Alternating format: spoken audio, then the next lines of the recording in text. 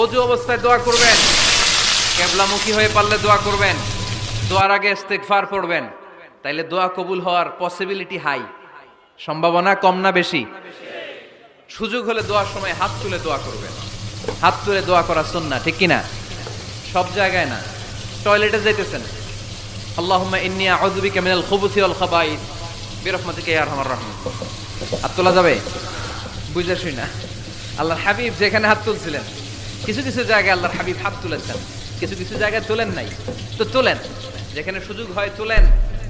আল্লাহর হাবিব সাল্লাল্লাহু আলাইহি সাল্লাম যখন হাত তুলতেন, হাতের তালুগুলো আকাশের দিকে করে রাখতেন এইভাবে।